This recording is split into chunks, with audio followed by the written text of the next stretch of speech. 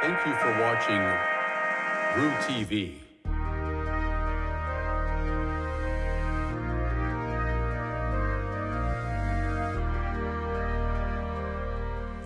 Hello everyone, and welcome back to RooTV.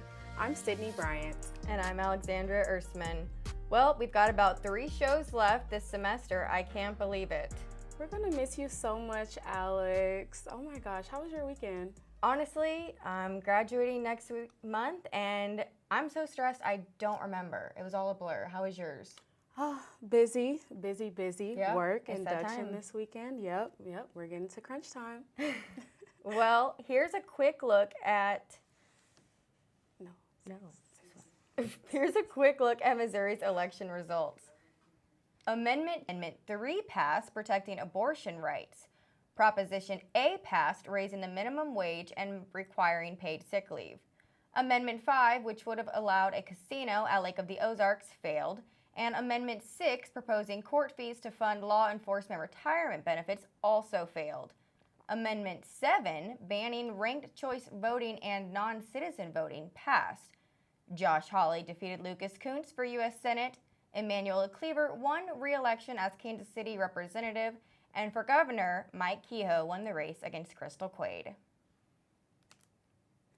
UMKC's Block Heritage Hall is hosting a resource drive now through November 21st. Alice Oropeza started the drive with the desire to uplift a local charity with gathering resources. Oropeza is a business administration major who organized it through Launchpad. Launchpad is a scholarship program offered to incoming Block students, providing opportunities for professional development and leadership. She states that there is a disconnect from thrift store prices and unhomed community, and her drive attempts to bridge that gap. The drive is seeking hygiene items, clothing, and basic needs supplies. They are accepting donations through November 21st. You can find more information on Roo Groups. Let's throw it over to Zach and Titus for sports. Thank you, Sid. I'm Zach Gunter. And I'm Titus Holmes. Men's soccer is headed to the Summit League Championship game. After a thrilling 2-1 regular season finale win against Oral Roberts, Kansas City secured the last spot in the championship. Next, the Roos head to Denver to take on the 4th-ranked team in the nation. This game will decide which of the 2 teams gets an automatic bid to the NCAA College Cup. In the first meeting between the 2 teams, Kansas City won 1-0. However, 18 days later, the Roos lost to Denver 2-1. Even if the Roos do lose this game, there's still hope that the team can get an at-large bid to the tournament. The selection show will be streamed on the NCAA's website next Monday, November 18th at noon. The championship game will take place this Saturday and can be streamed on the Summit League Network.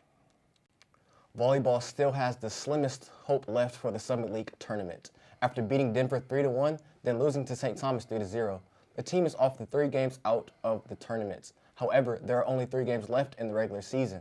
The last 3 games are against North Dakota, the team directly behind KC, then North Dakota State, the team directly ahead, and finally, Omaha. The toughest challenge for the Roos will be defeating Omaha, as the Mavericks are 11-2 in conference in 2nd place. But winning those 3 games isn't the only issue for the Roos. If North Dakota State wins even one of their final 2 games, the Roos are out. The next 9 days for the Roos volleyball are the most important of the season. The first week of basketball season has passed, and the women's basketball team is 2-1. With wins against Utah State and William Jewell and a loss to Utah Valley, the Roos are hoping to impress this season. It's too early to check in on the Summit League standings, but Kansas City is poised to surprise opponents this season. While Utah State was projected to finish last in the Mountain West this year, that win was still impressive for the Roos. This week, the team only has 1 game. They'll be playing former Summit League member Western Illinois at 7 p.m. tomorrow in Illinois. The game can be streamed on ESPN+.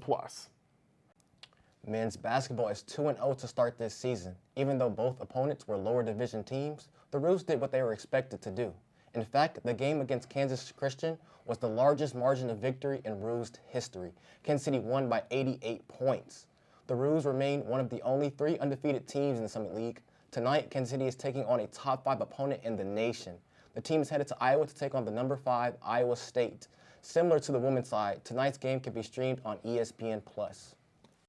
It's time we talk about a team that we've neglected this semester, the Kansas City Current. The team finished the regular season with 16 wins, 7 draws, and only 3 losses.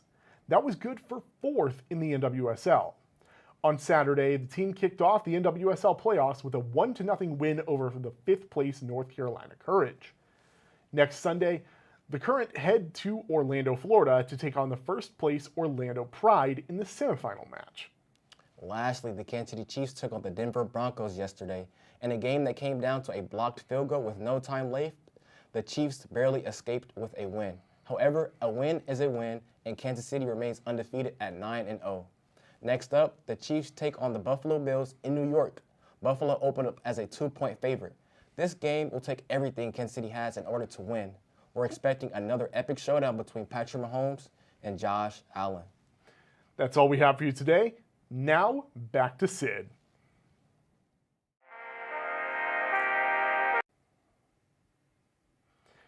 Thank you, Syd. Today is Veterans Day, and the World War I Museum has some new displays to celebrate. They opened on Thursday and include a field hospital, a new immersive crater, and upgrades to their FT-17 Renault tank. The field hospital will show guests how battlefield medicine works up close. The crater will contain a film projected inside of it using narration and special effects to show guests what World War I artillery was like. The tank will be repositioned to showcase the battlefield damage it endured and give guests the opportunity to inspect the vehicle. In spring 2025, the main gallery will get its final update. It is called Encounters and will feature 16 interactive World War I stories. Be sure to see it when it opens. A new sports bar in downtown KC is set to open this January with a focus on women's sports and athletes. The Dub, short for Get That Win, will be located near East 9th and Main Streets in the space formerly occupied by Banksias. The bar will be close to a streetcar stop and a short drive from CPKC Stadium, home to KC's current women's soccer team.